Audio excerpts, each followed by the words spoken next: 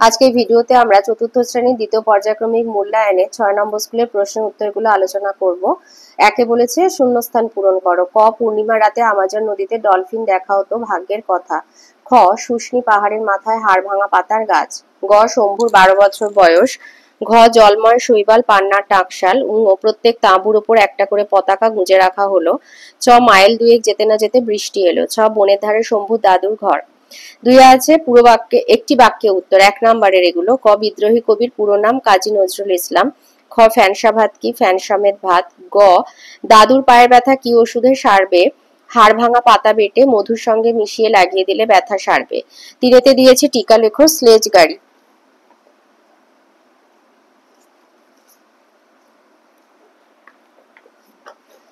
লিখবে এই কথাটি নৃপেন্দ্রকৃষ্ণ চট্টোপাধ্যায় দক্ষিণ মেরু অভিযান থেকে নেওয়া হয়েছে।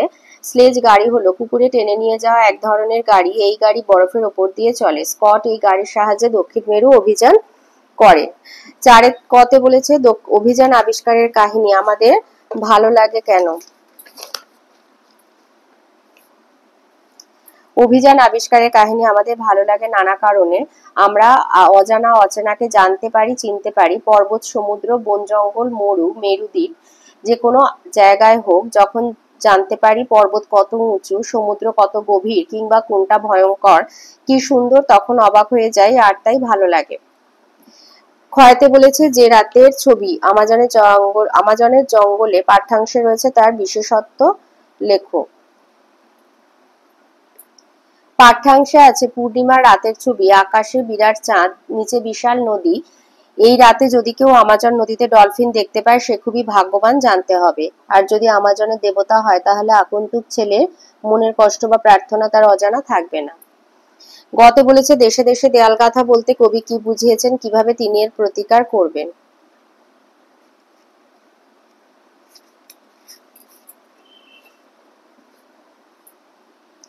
দেশে দেশে দেয়াল গাথা বলতে কবি বুঝিয়েছেন দেশের সীমারেখাকে।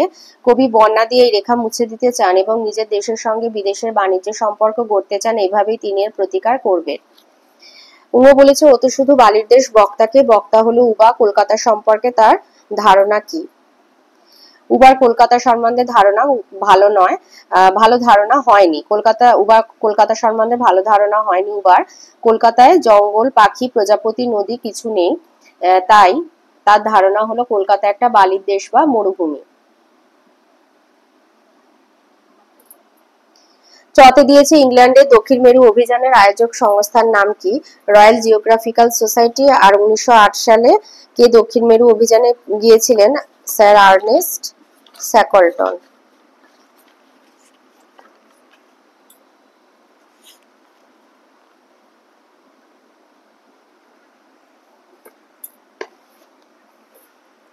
এই যে রয়্যাল জিওগ্রাফিক্যাল সোসাইটি হচ্ছে ইংল্যান্ডে দক্ষিণ মেরু অভিযানের আয়োজক সংস্থার নাম। আর ১৯০৮ সালে এই যে স্যার আর্নেস্ট স্যাকলটন ১৯০৮ সালে নিজের দল নিয়ে আবার দক্ষিণ মেরুর দিকে রওনা হলেন। ছতে দিয়েছে পাঠটির অনুসরণে ধলেশ্বরী নদীর পরিচয় দাও। এটা আছে আমার মার বাপের বাড়ি গল্পে রয়েছে।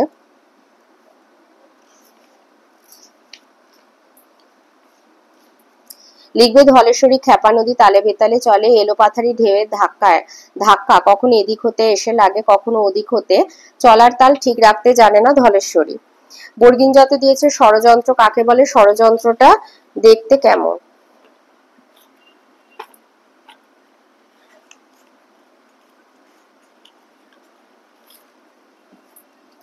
ষড়যন্ত্র কাকে বলে লিখবে নিঃশ্বাস বায়ু যখন শ্বাসনালী দিয়ে গলায় আসে সেখানে একটা যন্ত্র আছে, সেই যন্ত্রের মধ্যে দিয়ে হাওয়াটা বেরিয়ে যায়, যন্ত্রটার নাম ষড়যন্ত্র। দেখতে কিরকম? দেখতে অনেকটা আংটির মতো।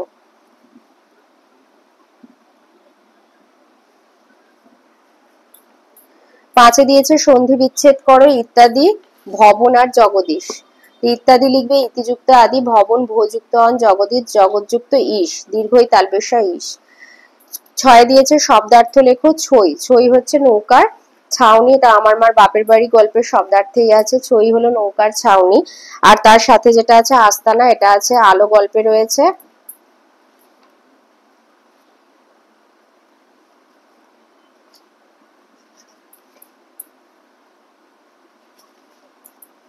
আস্তানা হচ্ছে বাসস্থান। 7 আছে বাক্য রচনা করো। গৌরব, নেতাজি আমাদের দেশের গৌরব। খ ছটফট, বৃদ্ধা যন্ত্রণা ছটফট করতে লাগলো। 8 দাগে দিয়েছে বাক্যগুলিতে কোন বচনের ব্যবহার করা হয়েছে লেখো। কতে মা হবে এক বচন, ক্ষয় মাঝিরা বহু বচন।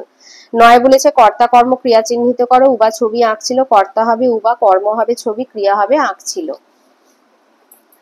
10 বিপরীত শব্দ, আধার হবে আলো, অগ্র পশ্চাৎ। 11 লিঙ্গান্তর করো, মানে লিঙ্গ পরিবর্তন, ভাই বোন। 12 দিয়েছে কোনটা কোন বর্ণ, টিক দিতে হবে। ক হচ্ছে অল্প প্রাণ অঘোষ বর্ণ, আর দ হচ্ছে অল্প প্রাণ ঘোষ বর্ণ।